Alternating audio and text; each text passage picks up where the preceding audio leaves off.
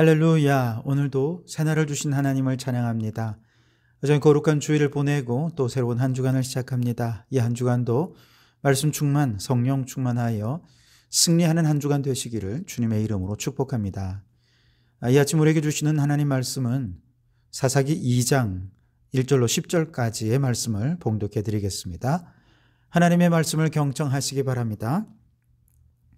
여호와의 사자가 길갈에서부터 보김으로 올라와 말하되 내가 너희를 애굽에서 올라오게 하여 내가 너희의 조상들에게 맹세한 땅으로 들어가게 하였으며 또 내가 이르기를 내가 너희와 함께한 언약을 영원히 어기지 아니하리니 너희는 이 땅의 주민과 언약을 맺지 말며 그들의 제단을 헐라 하였거늘 너희가 내 목소리를 듣지 아니하였으니 어찌하여 그리하였느냐. 그러므로 내가 또 말하기를 내가 그들을 너희 앞에서 쫓아내지 아니하리니 그들이 너희 옆구리의 가시가 될 것이며 그들의 신들이 너희에게 올무가 되리라 하였노라. 여호와의 사자가 이스라엘 모든 자손들에게 이 말씀을 이르매 백성이 소리를 높여 우은지라. 그러므로 그곳을 이름하여 보김이라 하고 그들이 거기서 여호와께 제사를 드렸더라. 전에 여호수아가 백성을 보내매 이스라엘 자손이 각기 그들의 기업으로 가서 땅을 차지하였고 백성이 여호수아가 사는 날 동안과 여호수아 뒤에 생존한 장로들 곧 여호와께서 이스라엘을 위하여 행하신 모든 큰 일을 본 자들이 사는 날 동안에 여호와를 섬겼더라. 여호와의 종 눈의 아들 여호수아가 110세에 죽음에 무리가 그의 기업에 경내 에브라임 산지 가스산 북쪽 딥낫 헤레스에 장사하였고 그 세대의 사람도 다 그 조상들에게로 돌아갔고 그 후에 일어난 다른 세대는 여호와를 알지 못하며 여호와께서 이스라엘을 위하여 행하신 일도 알지 못하였더라. 아멘. 오늘도 이 말씀을 통해 우리에게 주신 하나님의 음성을 듣게 되길 바랍니다. 각 지파별로 분배받은 땅을 정복하도록 했지만 안타깝게도 가나안의 원주민들을 남겨두게 되면서 정복 전쟁은 어정쩡한 상태로 일단락이 됩니다. 이대로라면 하나님이 우려하셨던 대로 가나안 원주민들로부터 악한 영향을 받아서 세속화되고 우상숭배하는 죄를 범할 수밖에 없을 것입니다. 그래서 오늘 본문 말씀에 보면 여호와의 사자가 보김에 올라와서 백성들에게 이를 걱정하시는 하나님의 마음을 전달합니다. 1절을 보시면 출애굽에서부터 가나안 땅에 들어오게 하셨던 하나님께서 앞으로도 함께 하시겠다라고 하는 이 언약을 영원히 어기지 않을 것이다 라고 다시 한 번 더 약속해 주셨습니다.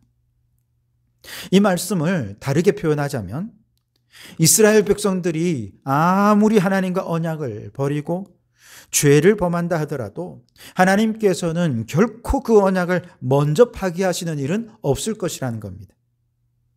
여러분, 이 말씀이 얼마나 든든하고 고맙습니까? 이러한 주님의 약속은 우리의 유일한 희망이 됩니다. 왜냐하면 앞으로도 보듯이 이스라엘 백성들은 사사시대 내내 하나님을 배신할 것입니다. 우상숭배할 것입니다. 수많은 죄를 범하게 될 것입니다. 그런데 놀랍게도 하나님은 단 한 번도 그 약속을 어기신 적이 없어요. 다시 한번 기회를 주셨고 그들을 구원해 주시며 또다시 그들에게 새로운 삶을 허락해 주신 것이죠. 하나님이 아니라면 아마 이 이스라엘은 벌써 멸망해도 12번도 더 멸망했을 민족입니다. 그런데 하나님께서 그 약속을 어기지 않으시고 끝까지 그들을 붙잡아 주셨기에 이스라엘 백성들에게 하나님은 유일한 희망이 되신 것이죠. 오늘 우리도 마찬가지입니다. 우리가 구원받은 것이 남들보다 더 착하거나 남들보다 특별하거나 우월하기 때문이 아니지 않습니까? 오히려 우리는 수시로 하나님을 배반하고 그 은혜를 잊은 채 하나님의 마음을 아프게 하는 자들이 오늘 우리가 아닙니까? 하나님의 공의로운 성품이라면 아마 우리는 12번도 더 심판을 받아 지옥에 떨어질 수밖에 없는 자들이었을 겁니다. 그런데 하나님께서 이스라엘 백성들에게 약속하셨듯이 오늘 우리에게도 동일하게 내가 하나님 손 놓지 않는 한 하나님은 절대 우리 손 놓지 않겠다고 약속해 주셨습니다. 그리고 그 약속을 파기하지 않으셨습니다. 그렇기에 이렇게 엄청난 죄인들도 하나님께서 다시 한번 기회 주시고 넘어져도 다시 한번 일어나서 오늘 이렇게 주님 앞에 예배하고 있는 것 아니겠습니까? 하나님은 우리의 유일한 희망인 것입니다. 여러분, 희망 없는 우리들에게 하나님은 유일한 희망이신 줄 믿고 확신하시기 바랍니다. 그래서 하나님께서 다시 한번 우리에게 허락해 주신 이 기회를 놓치지 말고 다시 배반하지 말고 주님의 영광을 위해 충성하는 우리 성도들이 되시기를 주님의 이름으로 축복합니다.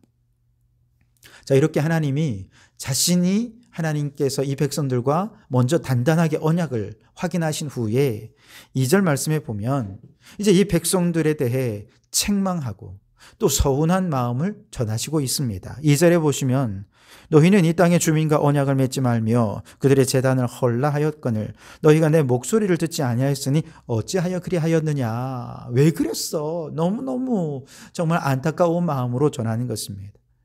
40년 동안 광야 생활하는 내내 이미 이것을 당부했습니다. 너희가 장차 가나안 땅에 들어가면 그렇게 수많은 유혹들이 있을 것이고 그런데 미리 좀 잘 마음을 잘 다져서 하나님만 섬기는 훈련 잘해라 당부하셨습니다.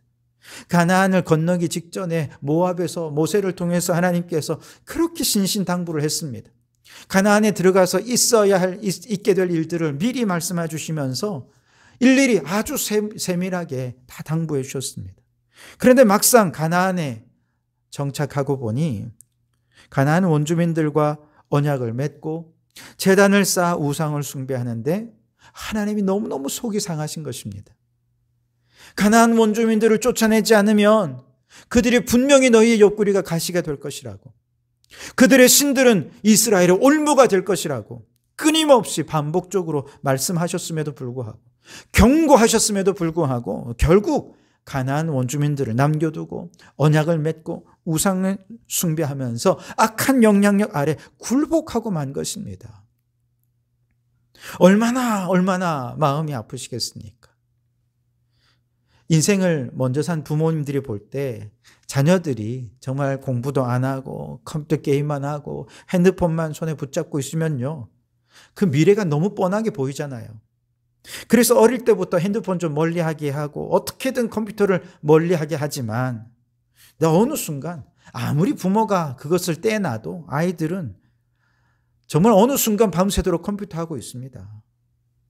그렇게 잠 설치고 학교 가가지고는 또 잠자고 있는 거죠. 그리고 성적이 곤두박질 때 부모님의 속은 까맣게 타 들어가는 것입니다. 오토바이 타고 나쁜 친구들과 어울려 놀러 다닐 때 부모님은 저 미래가 없는 인생이 뻔한 것을 보고서 끊임없이 경고합니다. 야단도 칩니다. 당부도 합니다. 그리고 오토바이 타다가 큰 사고 나면 너 큰일 난다. 그렇게 신신당부를 해도 어느 날 이 아이가 새벽까지 집 나가 놀다가 오토바이 타고 그냥 큰 사고 당해 병원에 누워 있는 거죠. 부모님 억장이 무너집니다. 그리고 병상에 누워있는 아이를 붙잡고 엉엉 울면서 제발 좀 정신 차리라고 눈물로 호소하는 거죠. 지금 이스라엘 백성들을 보는 마음이 딱 그런 마음이에요.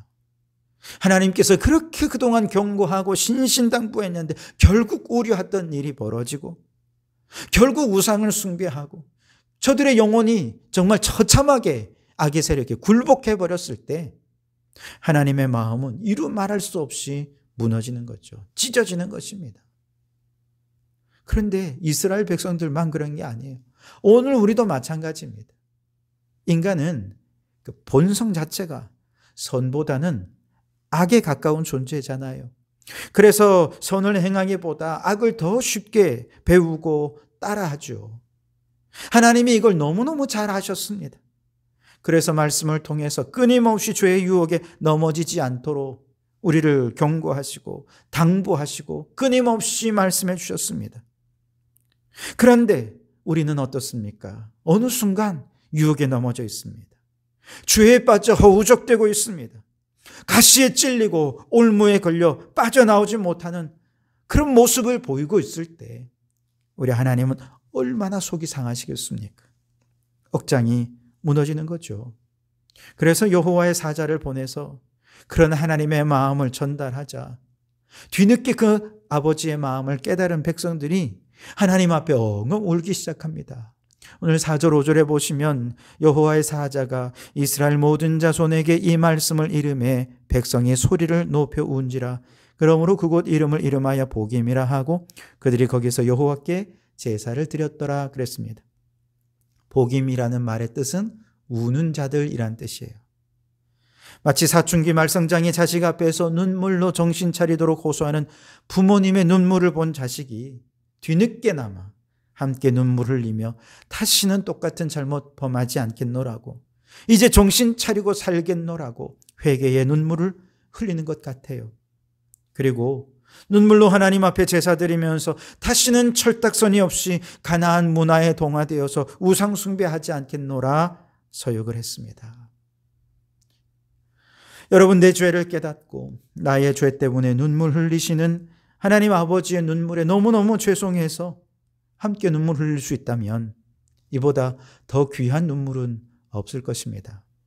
바라기는 우리 성도들이 이처럼 나 때문에 속상해하고 나 때문에 눈물 흘리시는 아버지 하나님의 마음을 깨닫고 눈물로 회개하며 모든 죄악에서 떠나 거룩한 하나님의 백성으로 살아갈 수 있기를 주님의 이름으로 축원합니다. 이렇게 회개한 사람들은요, 그들이 사는 날 동안은 하나님의 약속을 철석같이 지켰습니다. 그래서 오늘 7절 말씀에 보면 이렇게 말씀하십니다. 백성이 여호수아가 사는 날 동안과 여호수아 뒤에 생존한 장로들 곧 여호와께서 이스라엘을 위하여 행하신 모든 큰 일을 본 자들이 사는 날 동안에 여호와를 섬겼더라 그랬습니다. 그들은 이렇게 하나님께 철석같이 돌아서기로 약속하고 그 약속을 잘 지켰어요. 문제는 이들이 한 가지 결정적인 실수를 하는데요. 그들은 회개하고 눈물로 돌아섰지만 그것을 자손들에게 가르치지 않은 거예요. 자녀들은 아버지의 마음을 몰라요. 아버지의 눈물을 몰라요.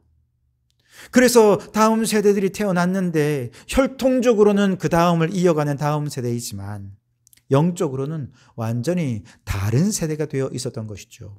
10절에 보시면 그 세 사람도 다 그 조상들에게로 돌아갔고, 즉 죽었다는 뜻이죠. 그 후에 일어난 다른 세대는 여호와를 알지 못하여 여호와께서 이스라엘을 위하여 행하신 일도 알지 못하였더라 그랬습니다. 여러분, 우리 자녀들은 다른 세대가 되지 않아야 됩니다. 그러려면 아버지의 마음을 가르쳐야죠. 아버지의 눈물을 가르쳐야죠. 아버지의 마음을 전해야 하는 것입니다. 그래서 우리 자녀들이 정말 하나님의 마음을 깨닫고 우리 부모님이 눈물을 흘렸듯이 우리 자녀들도 같이 눈물을 흘리고 그렇게 하나님 아버지의 자녀로서 그 뜻을 행하며 살아갈 수 있다면 아마 하나님께서는 그 다음 세대를 이어 천대까지 복을 내려 주실 줄 믿습니다. 부모님과 똑같이 하나님을 믿는 이 믿음을 천대까지 물려주며 복을 받게 될 것입니다. 그러나 이것을 가르치지 않는다면 아버지의 마음을 모르는 세대는 전혀 다른 세대가 됩니다. 그들은 우리처럼 하나님을 섬길 수 없을 것입니다. 믿음의 대가 끊어진다고 생각해 보십시오. 이처럼 안타까운 일이 어디 있습니까? 바라기는 우리의 믿음을 후손들에게 잘 가르쳐서 이 믿음을 릴레이로 이어받는 다음 세대가 될 수 있도록, 그리고 그 다음 세대가 다음 세대를 가르치고 또 다음 세대가 가르쳐서 그들이 다른 세대가 아닌 믿음을 이어받는 다른 세대가 되어 자자손손 하나님의 복을 흘려보내는 성도들의 가문이 될 수 있기를 주님의 이름으로 축원합니다. 기도하겠습니다. 주님, 우리가 주님의 약속을 저버려도 하나님은 결코 우리를 버리지 않으시는 줄 믿습니다. 혹 죄로 인해 넘어진다 해도 하나님을 소망 삼아 다시 일어나게 하옵소서. 오 주님, 나의 죄로 인해 눈물 흘리시는 아버지의 눈물을 알게 하시고 돌이켜 회개하는 눈물의 사람들이 되게 해 주시옵소서. 주님, 우리 자녀들이 다른 세대가 아니라 같은 하나님을 이어 섬기는 다음 세대가 되어 천대까지 복을 받는 믿음의 명문 가문이 되게 해 주옵소서. 예수님 이름으로 기도하옵나이다. 아멘.